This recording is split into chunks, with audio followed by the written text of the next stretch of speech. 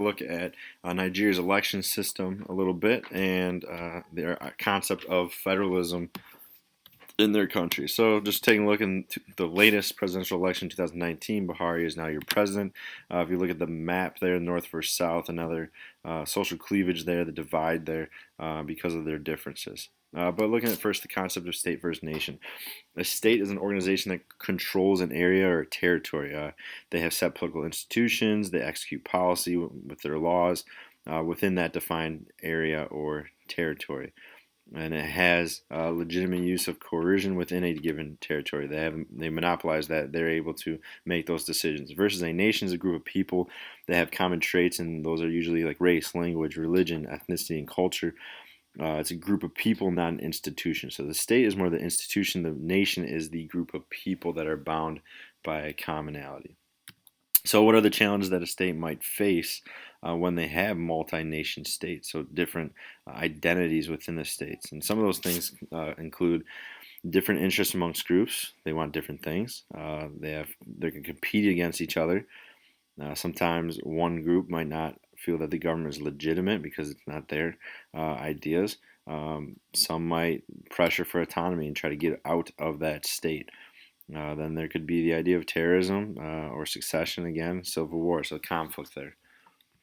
Another question is asked, what policies might government take to address the challenge? So what could they do to address these challenges? One of the ideas is that they could have devolution, passing down that power to those individuals in those from those different nations. Form a federal structure, so like the United States has, and Nigeria has, Mexico, where they have different states. Or they have legislative branches and bureaucracies who are overseeing things. Maybe they have quotas in their military executive system so that different people are represented. Informal political arrangements, also, so maybe like traditions to follow, constitutional protection of individuals, and weakening nationalist groups trying to disallow people that are trying to create harm in their country. So why federalism? What other AP6 countries have federal structure? We talked about Mexico and Russia. And why do they use it? Nigeria has massive ethnic diversity, so they have different regional identities, just kind of like the UK, Wales, Scotland, Northern Ireland, and England. But in Nigeria, they have different states and different nationalities throughout the country that have strong ties to those areas. Under the different military rule, military presidents were hesitant to share the power amongst people in the state. They just wanted it to be all them. Again, they switched from a presidential system, federalist system in '79 to kind of get rid of those ethnic tensions. And again, the multi-state structure is to kind of splinter power amongst its ethnic groups. So again, devolving power is very important as well. So your president, here's some of the key terms here. President is elected to a 4-year term. They have a 2-year limit or 2-term limit. Plurality of votes and must get 25% of all ballots in 2/3 of the state. So they have to win the most votes, but they also have to have support in 2/3 of the states, at least 25% of those people. If this provision is not met, a runoff for the top two, and then they'll just go by the most votes.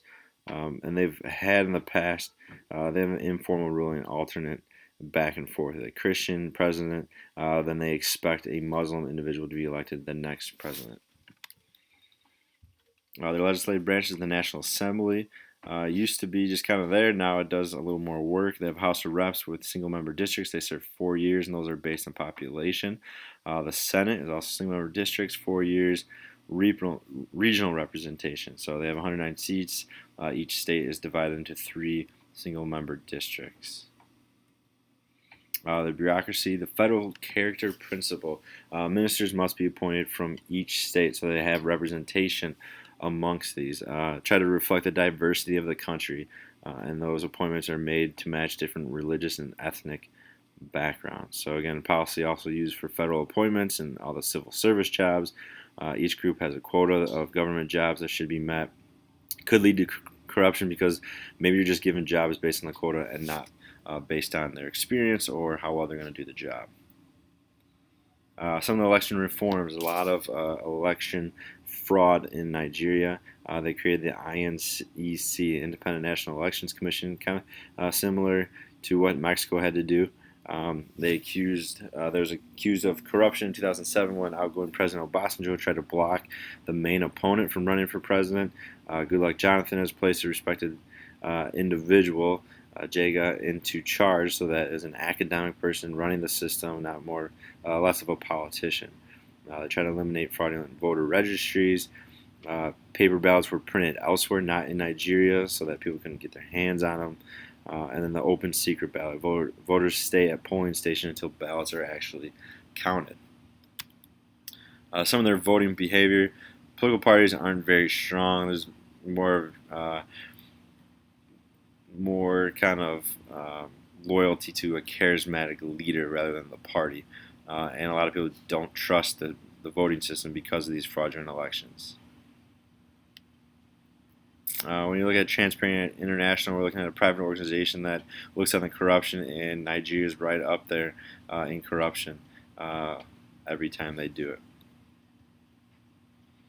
So looking at past elections, 2003, dozens of people die in conflicts. There's politicians that were assassinated. The INEC, with some outside pressure, made an attempt to clean up the voter registry because there's about a bunch of fraudulent names. The ballot boxes were stolen, vandalized, stuffed with false votes. Again, voting patterns in the South were particularly suspicious at this time. 2007 was even worse. Obasanjo wanted to change the Constitution so he could have a third term. Then the INEC disqualified Obasanjo's enemies, so that was controversial. But the Supreme Court declared that the INEC didn't have that power, so then that person was allowed to run. Ballots showed only party symbols, not the names, so people maybe didn't know the symbols. They were more so connected to the names of individuals. International observers witnessed ballot box theft, delays, shortage, and then there's a lot of violence led to about 200 people dying. So think about going to the polls in the United States. We don't think about dying when you're going to vote. These individuals do. In 2011, improvement. Some cases of underage voting. Reforms controlled the amount of fraud, which is good.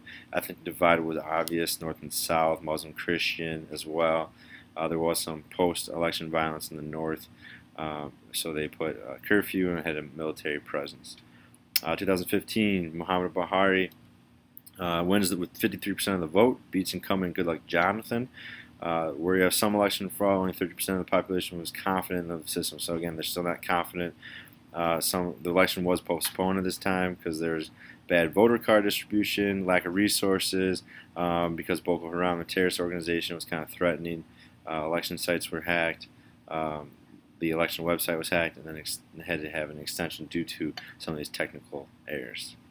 Then the latest one, Buhari re-elected with 55% of the vote. Elections had initially been scheduled for the 16th of February, but the commission postponed the vote by a week on the original day.